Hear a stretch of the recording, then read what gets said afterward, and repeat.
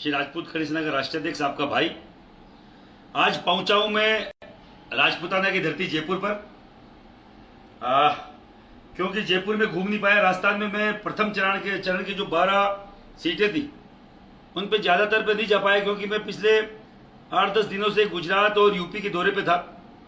और गुजरात ने एक सीधा संदेश दिया पूरे देश के क्षत्रियों को, पूरे देश के उस आम व्यक्ति को जो कहीं ना कहीं महिला सम्मान के लिए लड़ता है, जो कहीं ना कहीं महिलाओं के हक अधिकार के लिए खड़ा होता है। देखो, महिलाएं हर घर में, मैं आपको एक बात बोलना चाह रहा हूं, महिला सम्मान की क्यों बात कर रहे हैं हम लोग? महिला हर एक व्यक्ति के घर पे है। कोई व्यक्ति महिला सम्मान के ऊपर कोई आपत्तिजनक टिप्पणी करे और हठधर्मी सरकार उसकी अब तक टिकट नहीं काटे, पहले उसको प्रत्याशी घोषित किया गया, 16 तारीख को उसने नामांकन भर दिया, आज 18 तारीख है, कल प्रथम चरण के चुनाव है। गुजरात में अभी 6 जून को है, पर हमारे यहां कल 19 अप्रैल को प्रथम चरण के चुनाव है। मैं आपको बोलना चाह रहा हूं, रूपाला का टिकट अभी भी नहीं काटा गया है और अब उसने नामांकन भी भर दिया है। मैं पिछले 2 दिन से यूपी था, मैंने हर जगह बात रखी। आप सबको बोलना चाह रहा हूं निवेदन करके, क्या 8-10 लाख राजपूत इकट्ठे हुए राजकोट में, उनका कोई आत्मसम्मान नहीं है? क्या उनके घर में जो बहन बेटियां, उनका कोई आत्मसम्मान नहीं है? क्या हमारी महिलाओं की कोई इज्जत आबरू नहीं है? और जिस राजपूत समाज ने इस बीजेपी को खड़ा किया, क्या हमारी इसमें कोई वैल्यू नहीं है? मैं पूछना चाह रहा हूं। कोई अभी लिख रहा था, अगर अपनों से झगड़ा हो जाए तो मुगलों को सत्ता नहीं सौंपी जाती। अरे कौन मुगल है? अभी भी कोई मुगल बाकी रह गया क्या? आपके बाप दादा मर गए मुगलों को यहां से खदेड़ते खदेड़ते। किनको मुगल बता रहे हो और किनको अपना बता रहे हो, पहले तो ये तय करो। कहीं जिनको आपने सब कुछ सर्व समझ रखा, वही तो मुगल नहीं है। सब बातों को छोड़िए, मैं उसे हर एक क्षत्रिय बंधुओं से पूछना चाह रहा हूं, क्या मेरे एक छोटे भाई को देशद्रोही घोषित कर दिया जाता? मेरी बहन बेटी की इज्जत उछाल दी कोई, उन पे कोई बात नहीं, उन पे कोई, इन्होंने कोई कार्रवाई नहीं करी। हमारी साफा उछाल दिया, टोपी उछाल दी, जो सम्मान का प्रतीक है, उस पर कोई कार्रवाई नहीं। और अब आपका एक युवा भाई जिसने राजस्थान से ताल ठोक रखी है, पूरा देश का युवा उसको समर्थन कर रहा है, 3600 कौम का आदमी उसके लिए खड़ा है, रविंद्र सिंह भाटी बाड़मेर से। उसको परसों के रोज पूरी भारतीय जनता पार्टी की आईटी सेल देशद्रोही घोषित कर देती है, क्योंकि उसके साथ एक किसी कश्मीर फ्रीडम मूवमेंट का कोई मूवमेंट चलाता है, उसका कोई कार्यकर्ता उसके साथ फोटो में आ जाता है। तो आप मुझे मानिए, आप मुझे समझाइए, क्या मोदी जी की फोटो महबूबा मुफ्ती से लेके उसे पुराने कश्मीर के आका जो है फारूक अब्दुल्ला, उसके साथ तक नहीं है? क्या हमारे यहां जो एक टेररिस्ट अटैक हुआ, उसमें से 2 जो आतंकी थे, कन्हैया लाल का गला काटने वाले, उन दोनों ने क्या भाजपा भारतीय जनता पार्टी की सदस्यता नहीं ले रखी थी? जब आदमी बड़ा होता है तो उसके साथ किन किन लोगों की फोटो होती है उसको खुद को नहीं मालूम होता है। पर एक दोहरी मानसिकता देखिए, पूरे बाकायदा वहां लिखा गया रविंद्र सिंह भाटी, और भाटी गद्दार होते हैं, देशद्रोही होते हैं, ये लिखा गया और हैशटैग चलाया गया। मेरा ननियाल भाटियों में है, मेरा ननियाल भाटियों में है। कोई भाटी समुदाय को, राजपूत समुदाय को देशद्रोही बोलेगा, उस बॉर्डर पे किसी के माई के लाल में हिम्मत नहीं जो भाटी का सीना चीर के और पाकिस्तान से भारत की भूमि पे आ जाए। लाखों भाटियों ने, लाखों राजपूतों ने वहां बलिदान दिया है इस देश की सरहद के लिए। अब यही दिन देखना पड़ गया था कि ये एक सीट के लिए किस नीचता की हद तक जा सकते हैं, किस हद तक नीचता की हद तक गिर सकते हैं। मैं उस हर एक राजपूत को बोलना चाह रहा हूं, मेरे मन में भी मां भगवती की सौगंध खाता हूं आशापुरा की, आज से पहले कांग्रेस को वोट नहीं दिया। आज तक कांग्रेस को कोई बोलना कांग्रेस के दलाल है, हमारे समाज की जो नेता भी चित्तौड़ से एक प्रेस कॉन्फ्रेंस करी और बोला गया कि ये तो कांग्रेस के दलाल है। तो मैं उन नेताओं को, जो मेरे भाई है, मैं दो फाड़ नहीं करना चाह रहा था इसलिए कोई वक्तव्य नहीं दिया, पर मैं आपको पूछना चाह रहा हूं, आज से 4 महीने पहले उन्हीं नेताजी को इसी भारतीय जनता पार्टी ने टिकट काटी तो स्वाभिमान के नाम पे कौन खड़ा हुआ उनके साथ? यही राजपूत समाज का युवा था, यही हम लोग थे, और बकायदा निर्दलीय जिता के लाए। मैं आपको बोलना चाह रहा हूं, पार्टी के प्रेशर में इतना मत आइए कि राजपूत समाज के खिलाफ आपको यह वक्तव्य देना पड़े। वहां के एक समाज के संगठन के व्यक्ति, मां पद्मावती चित्तौड़ से थी, उनकी लाज को रखिए, उनको, उनके दूध को मत ले जाओ, उनकी कोक को मत ले जाओ। अरे मां पद्मावती आपके लिए, आपके सम्मान के लिए, इस चित्तौड़ के मान सम्मान के लिए, इस राजपूताना के मान सम्मान के लिए, इस देश के अभिमान के लिए जोहर कर लिया था। उस चित्तौड़ की धरती का कोई सामाजिक व्यक्ति ये बोलता है कि ये बी टीम है कांग्रेस की? क्या हम तुम्हारे भाई बी टीम है कांग्रेस की? कांग्रेस के एक नेता के साथ महिपाल सिंह की फोटो दिखा देना, समाज सेवा छोड़ दूंगा। मैं कोई एमपी एमएलए की टिकट नहीं मांग रहा जो मुझे कोई फायदा हो रहा है। बीजेपी के सैकड़ों अब तक फोन आ चुके हैं नेशनल नेताओं के, कितने में सौदा करोगे? महिपाल सिंह बिकाऊ नहीं है, राजपूत का खून हूं। जो भी भाई मुझे देख रहे हैं और आपको लगता है इस मैसेज को पूरे देश में जाना चाहिए, फ्री का एक आता है शेर, मेरा उठा के फेसबुक अकाउंट देखो, इतना गला घोट दिया है इसे इन सरकार ने, इस केंद्र की सरकार ने, इस राज्य की सरकार ने, कि इस पे 5 लाइक आना भी मुश्किल हो गया है। ये तो आप लोगों की ताकत है, जो आप लोग जो शेयर करते हो। मैं एक चीज बोलना चाह रहा हूं, इसको शेयर करो, आगे फॉरवर्ड करो, तो मेरी आवाज पूरे देश में जा सके। दो व्यक्तियों ने इनको आईना दिखा दिया पूरे देश में। ठाकुर पूरण सिंह जो यूपी की धरती से निकले, हरियाणा में घूमे, पश्चिमी यूपी में घूमे, 27 टिकट में से 1 टिकट दी गई है जनरल वीके सिंह जी जैसे मेरे समाज के बुजुर्ग, जो जनरल रहे हुए इतनी बड़ी पोस्ट पे, सबसे ज्यादा वोटों से जीत गए थे इस देश में, 8 लाख 8.5 लाख। उनकी टिकट काट दी गई। खुद मोदी जी 5 लाख वोटों से जीते थे, कैसे काट दी? मुझे जवाब दो, मुझे जवाब दो बृजभूषण सिंह पे, मुझे जवाब दो। मेरे उसे हर एक एमपी में 7 से 1 टिकट कर दी, क्यों कर दी? गुजरात में आप 20 साल से 1 टिकट नहीं दे रहे हो, क्यों नहीं दे रहे हो? मेरे महाराणा प्रताप जैसे लोगों की जातियां बदल दी गई। अरे अभी तो जागो, कब जागोगे? मेरे मन में खुद में राष्ट्रवाद है, मैं खुद चाहता हूं कि बीजेपी की सरकार आए, पर ये मान लेना अपने फसल खराब हो जाती है, फसल खराबा हो जाता है, पकने के समय बरसात आ जाती है, बड़ा तूफान आ जाता है, फसल खराब होती है ना, कई बार खामियाजा भुगतना पड़ता है ना, घर में घाटा भुगतना पड़ता है। अब की बार ये देख लेना, हमारी कमल की फसल खराब हो गई थी और अब की बार हम लोग वोट की चोट देंगे और बकायदा देंगे। मेरे इतिहास में तुम लोग बात नहीं कर रहे हो, इतिहास के पन्नों को तुमने तोड़ा मरोड़ा है, खून से लिखा हुआ इतिहास है, स्याही से मिटाने का प्रयास कर रहे हैं। ईडब्ल्यूएस सरलीकरण में इन्होंने क्या किया मुझे बताओ, जिसमें जाट भी आएगा, बिश्नोई भी आएगा, भूमिहार भी आएगा, पटेल भी आएगा, मराठा भी आएगा। क्या मैं सबकी बात नहीं कर रहा था? क्या गलत बात थी? क्यों नहीं आपने किया? क्यों इतिहास के ऊपर हमारे हरियाणा में कैथल में डांगे लट्ठों से मारा गया आपके राजपूत समाज के युवा को? मैं राजस्थान के राजपूत समाज के युवा से बोलना चाह रहा हूं, क्या वहां का राजपूत समाज का युवा यहां का नहीं है? एक सज्जन बोलते हैं यहां के कि ये तो हमारा गुजरात का मामला है। मेरे चाहे दक्षिणी भारत का राजपूत हो, चाहे वो गुजरात का राजपूत हो, चाहे अहमदाबाद का राजपूत हो, और चाहे वो कहीं का भी राजपूत हो, चाहे असम का हो, बंगाल का हो, बिहार का हो, मेरा भाई मेरी बहन बेटियों की इज्जत पूरे देश में मेरे बहन बेटियों की इज्जत है, स्वाभिमान है। केवल 2 लोग निकले युवा, इनको आईना दिखा दिया। मैं बोल रहा हूं हर एक घर से अगर महिपाल सिंह निकलेगा, ठाकुर पूरण सिंह निकलेगा, जीवन सिंह शेरपुर निकलेगा, तो क्या नजरिया, क्या नजारा होगा आप देख सकते हो। हजारों प्रलोभन है, बिकने को बिकते हैं लोग, मैं बता रहा हूं। और लोग स्टेटमेंट दे रहे हैं बीजेपी के पक्ष में, हम वो लोग उनका विरोध भी नहीं कर पा रहे।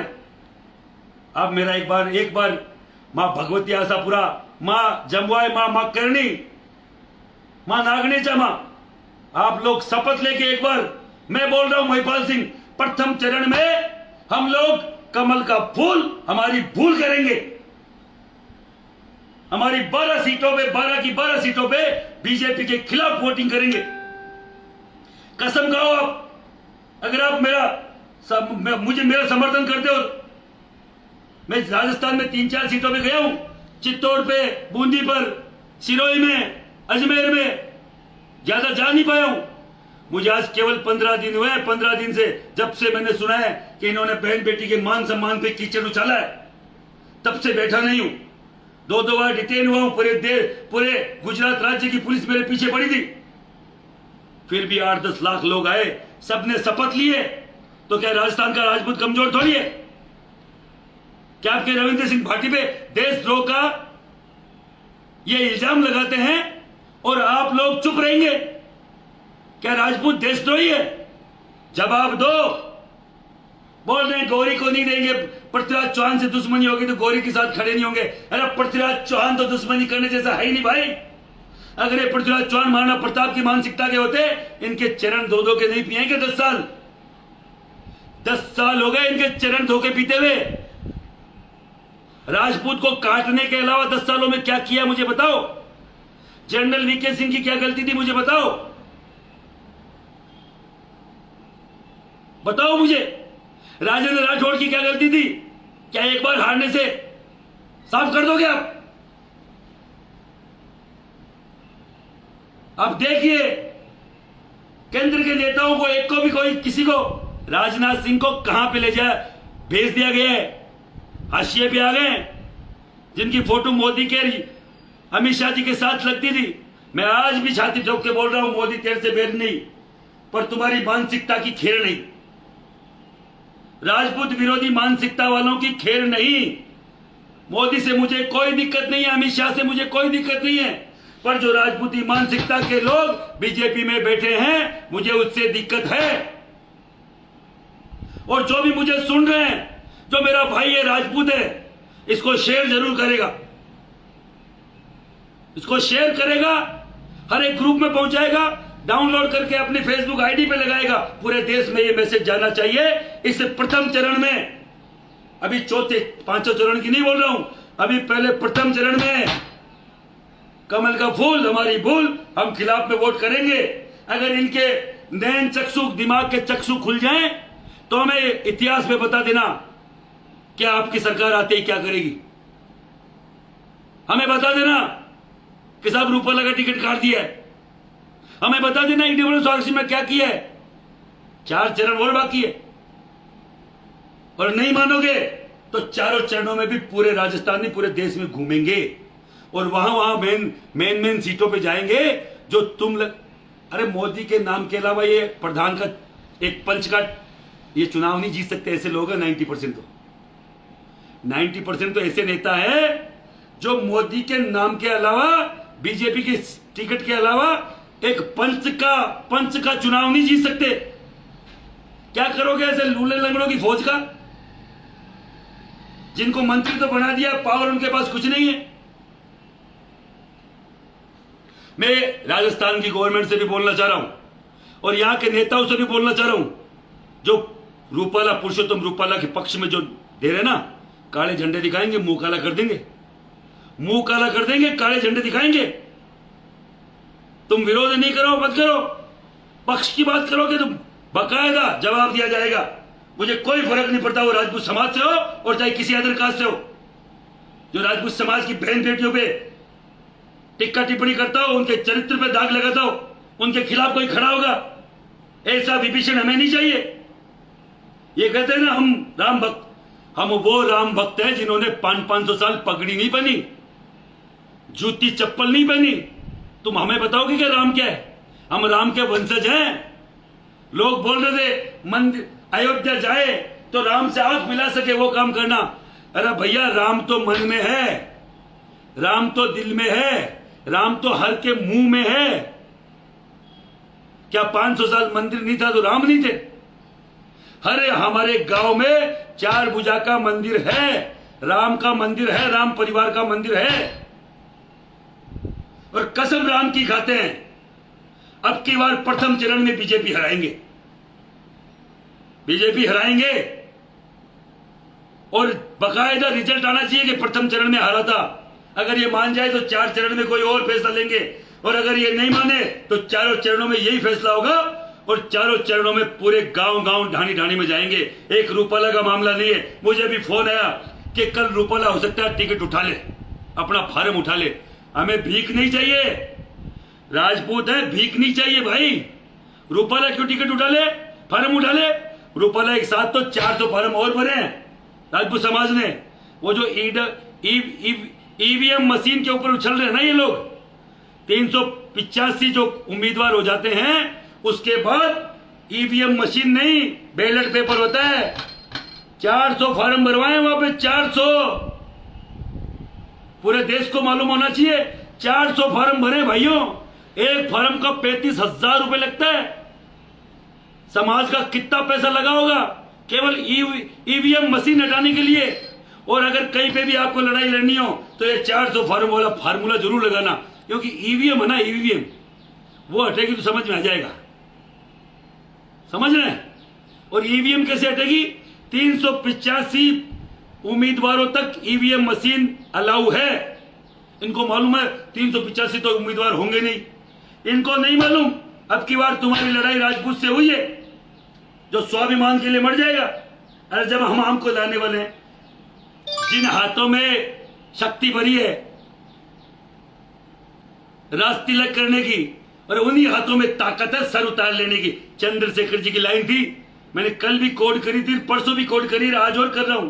वो एक शब्द है ना कि अपने सम्मान के लिए, नारी सम्मान के लिए, अपने धर्म की स्थापना के लिए, अपने कथन के लिए, वचन के लिए लड़ना होगा, चाहे सामने खुद स्वयं काल ही क्यों ना हो, महाकाल ही क्यों ना हो। वही क्षत्रिय है। क्षत्रिय वही जो अपने मान सम्मान के लिए लड़ जाए, अपने महिला सम्मान के लिए लड़ जाए, धर्म की स्थापना के लिए लड़ जाए, चाहे सामने अपने वचन के लिए, चाहे सामने कोई भी हो, भगवान खुद राम क्यों ना हो। क्षत्रिय का मतन रघुकुल रीत, सदा चली आई प्राण जाए पर वचन न जाए। आप सब लोगों से निवेदन है, इस ये जो मेरा संदेश है पूरे देश में पहुंचाएं। कमल का फूल हमारी फूल, ये प्रथम चरण का हमारा बाकायदा संदेश है। और एक जयपुर वासियों के लिए अलग से मैं एक मैं संदेश देना चाहता हूं। जयपुर के मान सम्मान के लिए, राजपूतों के मान सम्मान के लिए, आपके इतिहास के लिए, इस जयपुर के मान सम्मान के लिए, जयपुर के बाकायदा इसके अभी जो जयपुर के 2 टुकड़े हुए थे उसके खिलाफ भी अगर कोई लड़ा तो यहां का एक ही नेता है, यहां का एक ही, यहां पला बड़ा, यहां बड़ा हुआ वो युवा नेता प्रताप सिंह खाचरियावास है। मेरे विद्याधर नगर के, मेरे आदर्श नगर के, हवा महल के जो भी क्षत्रियों के साथ जो कौमें और है, मैं सबको बोलना चाह रहा हूं। जब महाराणा प्रताप पे बात आई केवल प्रताप सिंह खाचरियावास बोला, जब महिलाओं पे बात आई तो प्रताप सिंह खाचरियावास बोला। अभी मेरी पगड़ी उछाली गई, टोपी उछाली गई, मुझे डिटेन किया गया, तो आपके भाई के ऊपर अगर कोई बोला तो प्रताप सिंह खाचरियावास है।